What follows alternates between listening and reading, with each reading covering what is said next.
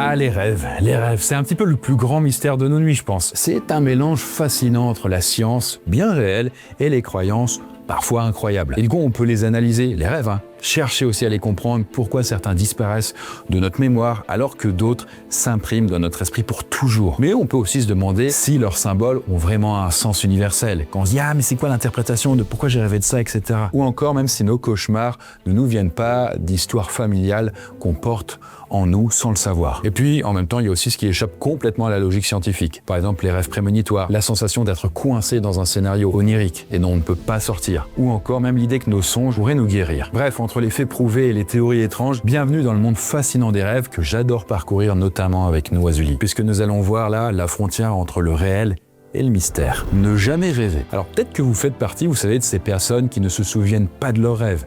Peut-être même que vous avez l'impression de ne jamais rêver. Alors bon, c'est sûr, ça peut être très frustrant de se retrouver autour d'une table où on commence à raconter ses rêves un peu farfelus et que ça arrive notre tour et qu'on n'ait rien à raconter. Mais alors, comment ça se fait que vous ne rêvez pas? Bon, déjà, je vous l'annonce clairement, tout le monde rêve. En fait, même les animaux rêvent, même si on a parfois un petit peu des doutes sur les reptiles ou les oiseaux. Mais tous les animaux ont l'air, en tout cas, d'avoir un scénario onirique quand ils sont en train de dormir. En fait, techniquement, seules certaines grosses lésions au cerveau pourraient nous empêcher de produire du rêve, ou alors de perdre la capacité, on va dire, partielle de rêver. Du coup, en fait, si vous avez l'impression de ne pas rêver, c'est sans doute probablement que vous ne vous en souvenez pas. Mais si vous ne vous souvenez pas de vos rêves, en fait, c'est peut-être pour une raison toute simple, et il s'agit simplement d'un problème de mémoire. Parce que pour se souvenir de ses rêves, il faut que l'information passe en mémoire à long terme. Et ici, probablement, il y a un truc qui coince. Mais c'est facilement corrigeable, là, avec un peu d'entraînement. Donc non, tout le monde rêve, même si vous vous en souvenez pas. Et justement, si vous avez envie de vous en souvenir, parce que c'est quand même intéressant, eh bien déjà, premier point intéressant, vous pouvez tenir un journal de rêve. En fait, dès que vous vous réveillez,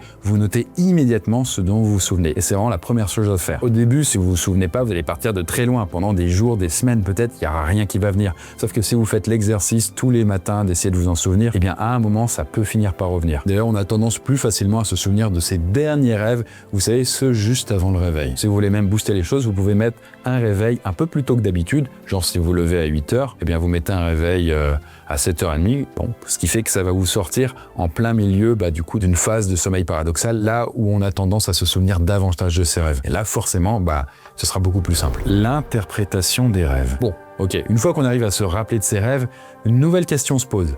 Qu'est-ce que ça veut dire tout ça? Eh bien, vous allez voir que l'interprétation des rêves, c'est peut-être pas aussi simple qu'on le pense. Déjà, les rêves, ils ont toujours intrigué l'humanité. Parce que déjà, si on remonte très très loin, dès l'Antiquité, on pensait que les rêves étaient des messages des dieux ou même de visions prophétiques. Bien plus tard, il y a eu un gars qui s'appelle Sigmund Freud qui est passé par là, donc le père de la psychanalyse, et qui lui a popularisé l'idée que nos rêves reflètent ce qui se passe dans notre inconscient. Par exemple, pour Freud, c'est simple, si vous rêvez de voler, ça veut dire que vous avez besoin de liberté. Simple, efficace. Bon, aujourd'hui, ça a progressé. Freud, c'était quand même il y a un bail. Et les scientifiques ont une vision un peu différente concernant l'interprétation des rêves. En fait, les recherches tendraient à montrer que les rêves sont le fruit de l'activité du cerveau. Et donc, en fait, pendant la nuit, notre cerveau, il est un peu en mode recyclage et tout, et donc il traite les souvenirs et les émotions de la journée. Par exemple, quand on est en phase d'apprentissage, eh bien, on va souvent rêver de ce qu'on est en train d'apprendre. Genre, si vous êtes en train d'apprendre le piano, oui, vous allez rêver que vous êtes en train de faire du piano. Ou alors, si vous êtes en train de réviser des cours d'histoire d'arrache-pied, vous allez revivre des événements historiques. C'est comme si votre cerveau avait besoin de ça, quoi. Mais bon, cependant, l'interprétation des rêves reste quand même un terrain glissant. Et contrairement à ce que Freud disait, il n'y a pas de manuel universel pour décrypter les rêves. Par exemple, si vous voyez un corbeau, ou alors que vous perdez vos dents, ou alors que vous vous baladez tout nu dehors, ou alors que vous êtes poursuivi, ça peut signifier quelque chose pour vous de très spécifique, mais un truc qui n'a rien à voir pour quelqu'un d'autre. En tout cas, voilà, les rêves sont personnels et mystérieux. Du coup, ils peuvent nous donner un aperçu de nos pensées ou même de nos émotions, mais les interpréter avec précision,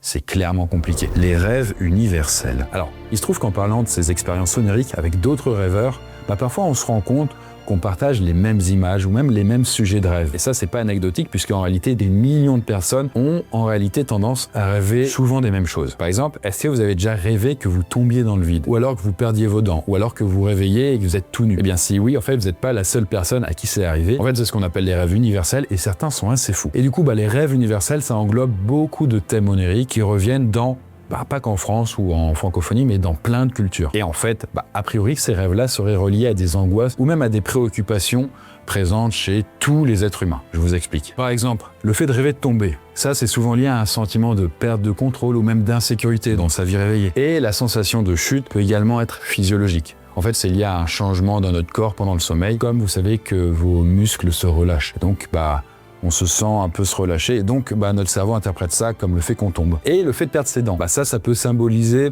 une anxiété concernant notre apparence ou même signifier une période de changement, de perte ou même d'évolution. Ensuite, il y a les rêves de poursuite. Ça représente plutôt des situations stressantes ou des problèmes que vous essayez d'éviter. Je précise, c'est pas forcément la réalité, cette interprétation-là. Peut-être que ça peut vouloir dire autre chose. Mais en tout cas, ce qui est intéressant, c'est que ce type de rêve-là, il se retrouve dans toutes les cultures. Que vous soyez en France, aux États-Unis, au fin fond de l'Amazonie ou alors en Chine, tout le monde a tendance à rêver de ces trucs-là. C'est quand même dingue. Bref. Parmi tout ça, vous, lesquels vous avez déjà fait? Les cauchemars transmis de génération en génération. D'ailleurs, en parlant de rêves que tout le monde fait, vous savez, ce cauchemar récurrent où vous êtes traqué par un monstre, ou alors que vous tombez d'une falaise, ou alors que vous vous baladez tout nu dans la rue, peut-être que ça vient de vos ancêtres. Parce qu'il serait possible que certains cauchemars, pas tous, pourraient littéralement se transmettre de génération en génération. Un petit peu comme les yeux bleus, ou alors votre taille, ou alors différents trucs génétiques. Et là, c'est pas juste des histoires qu'on se raconte en famille au coin du feu. Non, ce serait plutôt un héritage inscrit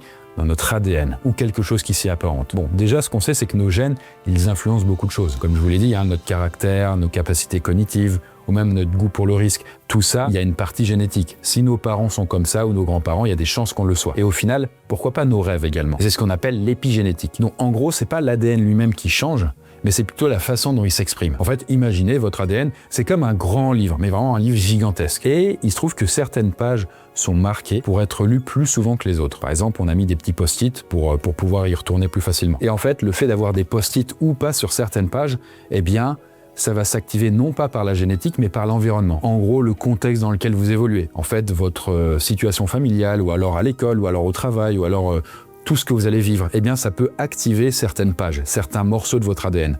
Et donc mettre des post-it dessus. Et il se trouve que justement, ces post-it-là peuvent se transmettre de génération en génération. Par exemple, imaginez, vous avez un ancêtre très lointain, il y a des milliers d'années, il fuyait un prédateur.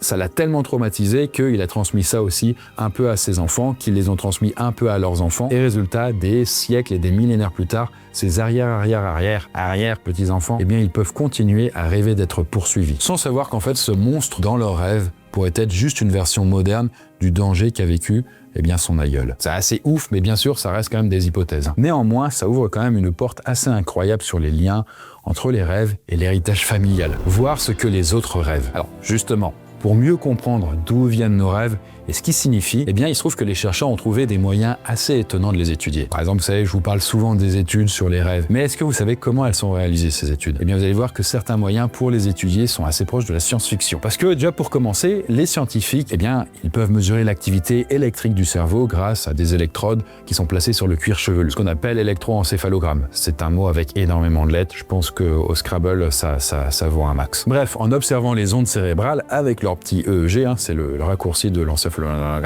les chercheurs peuvent identifier les différentes phases du sommeil, notamment le sommeil paradoxal durant lequel on rêve le plus. Et ça permet aussi de mettre en relation l'activité du cerveau avec certains rêves. Bon, déjà, je pense que vous savez ce que c'est un IRM. Donc, c'est une imagerie à résistance magnétique. Vous voyez, ce gros machin-là dans lequel, en fait, on nous met comme si c'était un boyau. Les chercheurs peuvent aussi l'utiliser pour analyser les rêves. En fait, c'est très pratique puisque ça permet de visualiser les zones du cerveau qui sont activées pendant les rêves et de comprendre lesquelles sont impliquées dans la génération onérique. Et après, il y a encore une autre méthode qui consiste à appliquer un courant directement sur votre tête. En gros, c'est très léger, ça s'appelle de la stimulation électrique transcrânienne. Et via ce courant électrique, on est capable de détecter en fait ce qui peut se passer dans notre cerveau. Et ce qui est assez étonnant justement avec la stimulation électrique transcrânienne, c'est que certains chercheurs ont été capables d'influencer le contenu du rêve quand ils passaient un courant électrique, ou même parfois de générer des rêves lucides. Prédire l'avenir dans les rêves. Alors vous savez, les rêves, ça va parfois beaucoup plus loin que juste rêver d'un lapin ou alors du dernier film qu'on a vu. Parfois, en fait, ça peut même annoncer l'avenir. Par exemple, vous connaissez Abraham Lincoln. Vous savez, c'est un ancien président des États-Unis et lui, il avait fait un rêve très célèbre. C'est assez connu cette histoire. En fait, dans son rêve, il s'était levé parce qu'il avait entendu des sanglots. Et donc, il était allé voir qui pleurait comme ça en plein milieu de la nuit. Et il avait alors trouvé plusieurs personnes en train de pleurer un mort. Et là, il demande qui est la personne décédée. On lui répond, c'est le président, il a été assassiné. Et il se trouve que plus tard, Abraham Lincoln sera tué par balle lors d'une pièce de théâtre. Bon, ça c'est ce qu'on appelle couramment un rêve prémonitoire. Ici, c'était de sa propre mort. Alors, est-ce que c'est une coïncidence? Parce que dans le lot de tous les rêves qu'il a fait, il y en a peut-être un où il est mort, et il y en a plein d'autres qui se sont jamais réalisés. Ou alors c'était peut-être une vision fugace de l'avenir. Alors évidemment, si on est du côté scientifique, là, c'est de la coïncidence, voilà. Parce que prédire l'avenir, c'est un peu contraire à ce qu'on sait, en tout cas aujourd'hui, des lois de la physique et de l'univers et tout. Donc ça rentre pas dedans, ça rentre pas dans le cadre, c'est un peu compliqué. Mais après, il y a aussi d'autres théories qui sont un peu plus ésotériques. En fait, pour certaines personnes, et d'ailleurs pour pas mal de cultures anciennes, les rêves se passent dans ce qu'on appelle un monde onirique, un monde éthérique, un peu une sorte de monde, vous savez, intermédiaire entre le plan physique, celui des hommes, et le monde des esprits. Et du coup, des gens pensent que cet entre-deux-mondes nous donne accès à une toile invisible de connaissances, et ils ont même donné un nom à cette toile invisible, et c'est ce qu'on appelle les champs morphiques. Et donc, selon eux, toutes les informations seraient omniprésentes, et elles graviteraient autour de nous. Et elles influenceraient d'ailleurs le comportement des êtres vivants, notamment les humains. Sauf qu'on n'en aurait pas du tout conscience la plupart du temps, et on ne peut ni voir ni ressentir ces champs. C'est un petit peu comme la gravité finalement, vous voyez, elle est tout autour de nous. Là, il y a un objet, je le lâche, il tombe, c'est la gravité, sauf qu'elle agit malgré tout sur le monde tout autour de nous. Les champs morphiques, ça pourrait être un peu la même chose, mais ce serait un truc auquel serait sensible notre esprit. Et en tout cas, pendant notre sommeil, notre esprit pourrait se connecter à ces champs-là et piocher des connaissances pour résoudre certains problèmes ou même pour prédire l'avenir, parfois. Être coincé dans un rêve. Alors parfois, vous savez, les rêves, ils prédisent pas l'avenir, mais par contre, c'est plus vicieux, ils vont plutôt nous enfermer dans une sorte de boucle, une répétition. Et vous, justement, est-ce que vous avez déjà vécu un rêve dans lequel vous étiez comme coincé à l'intérieur, que vous reviviez une scène encore et encore? Parfois, on a le sentiment de se réveiller, de commencer sa journée, de commencer à prendre son petit-déj, son café et tout, et puis tout à coup, paf, on se rend compte qu'on rêve, et le rêve revient au début. On appelle ce type de rêve des rêves boucles ou des faux réveils, ça dépend. Alors, c'est assez inquiétant, un peu troublant, parce qu'on a vraiment l'impression d'être bloqué parfois sans se réveiller vraiment. Surtout qu'on commence parfois à devenir lucide et se dire « mais j'étais en train de rêver, en fait, je suis en train de rêver peut-être ». Et on finit alors par angoisser, à se dire qu'on va rester éternellement là-dedans. Et en tout cas, ce type de rêve-là, ils arrivent plus souvent quand on est au début ou alors à la fin d'une phase de sommeil paradoxal. C'est-à-dire en fait quand la frontière entre l'éveil et le sommeil est la plus fine. En tout cas, ces rêves-là, ils peuvent survenir quand on est stressé ou alors que vous avez pris un stimulant comme du café ou alors de la nicotine avant de dormir. Ça a tendance à produire des rêves très agités, voire même parfois des cauchemars qui peuvent avoir en fait la sale manie de boucler parfois sur eux-mêmes. En tout cas, vous inquiétez pas, on peut pas rester techniquement coincé dans un rêve. Pour moins subir ce genre de boucle, si ça vous arrive, vous pouvez vous entraîner tout simplement à prendre conscience que vous êtes dans un rêve. Prenez l'habitude de faire des tests de réalité dans votre chambre. Par exemple, regardez vos mains, est-ce qu'elles sont normales? Parce que dans les rêves, elles le sont rarement. Guérir grâce aux rêves. Alors même si les rêves peuvent parfois nous piéger et on est coincé dedans, ça peut aussi devenir des bons alliés. Par exemple, si on pouvait se servir des rêves pour guérir, ce serait quand même cool. Justement, sachez qu'on a déjà beaucoup d'études qui vont dans ce sens. Et les rêves sont déjà très utilisés, notamment dans les thérapies psychologiques. Par exemple, dans certaines thérapies, on se confronte à nos peurs pour qu'elles aient moins d'impact sur nous. Par exemple, la peur d'être en public, ou alors la peur des araignées, ou alors la claustrophobie, des trucs comme ça. Et justement, quel est le meilleur moyen pour pouvoir vivre ces peurs que le rêve lucide? En fait, certains chercheurs ont démontré que l'exposition à ces peurs en rêve lucide, donc c'est-à-dire quand vous êtes conscient que vous rêvez, elle est aussi efficace que l'exposition en vrai. Et on va pas se mentir, c'est plus rassurant quand même de rencontrer une grosse araignée dégueulasse en rêve que dans la vraie vie. Et justement, si dans un rêve, vous voyez une grosse araignée, vous risquez de flipper tout autant que dans votre vie éveillée. Sauf que vous avez l'occasion peut-être de la réduire, peut-être de l'éloigner, peut-être de vous en rapprocher. Et petit à petit, vous êtes confronté à cette peur de l'araignée. Et comme il n'y a pas de raison d'avoir peur, parce qu'en fait, l'araignée, elle s'en bat les couilles des humains, même les grosses araignées, en fait, ce ne sont pas des prédateurs pour les hommes. On finit par se dire, en fait, ça va, et puis la peur finit par diminuer, vous savez. Et bien ça, avec les rêves, ça fonctionne super bien. Mais ce qui est encore plus dingue, c'est qu'on peut utiliser le rêve lucide pour améliorer ses capacités, par exemple dans un sport. Typiquement, si vous rêvez régulièrement que vous pratiquez un sport, par exemple le football, le tennis ou je ne sais quoi, si vous visualisez certains mouvements précis, par exemple le lancer, vous allez vous améliorer non seulement dans le rêve, mais aussi quand vous allez vous réveiller. Votre cerveau se souvient du rêve et ça fonctionne bien dans la vraie vie. Parce qu'il se trouve qu'en rêvant de certaines choses, certains mouvements, eh bien on entraîne également les mêmes zones du cerveau. C'est vraiment pour le cerveau, il n'y a pas de différence entre le rêve et la réalité. C'est assez fou. Les sorties hors du corps. Alors, si on peut entraîner son corps dans ses rêves, pourquoi ne pas aussi tout simplement en sortir? Bon, peut-être que vous avez déjà entendu parler des sorties astrales.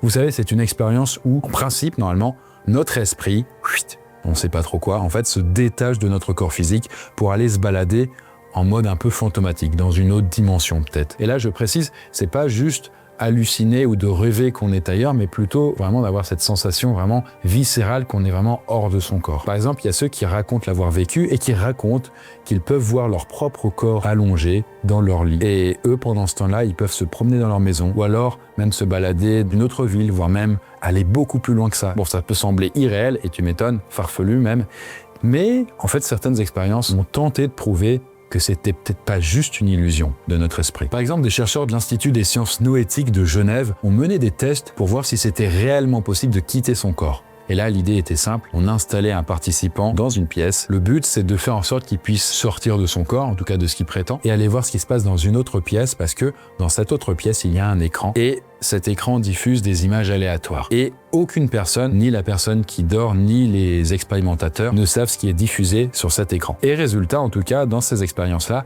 les participants trouvaient l'image correcte 17,5% du temps. Du coup, pour le dire autrement, en fait, c'était beaucoup plus que simplement le hasard. Et en plus, pendant ce temps-là, pendant que le participant était en train d'être assoupi, en fait, dans sa pièce à lui, eh bien, les chercheurs ont analysé son cerveau, ils se sont rendus compte que son activité cérébrale était inhabituelle. Elle était différente de l'éveil et du sommeil. Bon, ça, c'est une expérience. Et aujourd'hui, en tout cas, la science n'a pas vraiment tranché dans un sens ou dans l'autre. Il y a encore relativement peu d'études sur le sujet, ça n'intéresse pas non plus beaucoup de scientifiques. Mais bon, on continue à faire des tests et peut-être qu'un jour, on pourra vraiment explorer l'univers sans bouger de son lit. Et bien voilà, pour conclure, en tout cas, les rêves, c'est un petit peu comme un carrefour, je trouve. En fait, d'un côté, il y a la science qui nous apporte des réponses plus ou moins solides sur leur fonction, et puis d'un autre côté, il y a des mécaniques plus subtiles, plus bizarres, qu'on a du mal encore à nommer. Et peut-être que la vérité est quelque part, comme souvent, entre les deux. En tout cas, une chose est sûre, c'est que moi, les rêves me passionnent depuis maintenant pas mal d'années. Je me suis entraîné à faire des rêves lucides. J'ai collecté des milliers de témoignages à l'écrit, pas mal du coup aussi à l'oral, et j'ai découvert des trucs assez ouf. C'est d'ailleurs pour ça que ce petit symbole-là que vous voyez du coup sur ce petit biceps-là, eh bien, ça représente quelque chose de précis, c'est le symbole θ. Alors du coup, le θ, en fait, c'est souvent ce qu'on associe au sommeil paradoxal, mais c'est également, en fait, dans Noisuli, eh bien, tout simplement, la porte des rêves. C'est ce qui permet d'accéder au monde des esprits, à la dimension onirique dans laquelle on se rend peut-être tous quand on est en train de dormir. En tout cas, si ça vous intéresse, n'hésitez pas à vous inscrire à la liste privée des morphos. Le lien est en description. Vous aurez plus d'informations en fait sur l'avancée de Noisuli, du coup des coulisses, machin et tout. Et le livre lui-même, alors c'est pas celui-là, la version grand public sortira le 25 février 2026. Et sur ce, nous, eh bien du coup, on se dit à très bientôt pour de nouvelles aventures.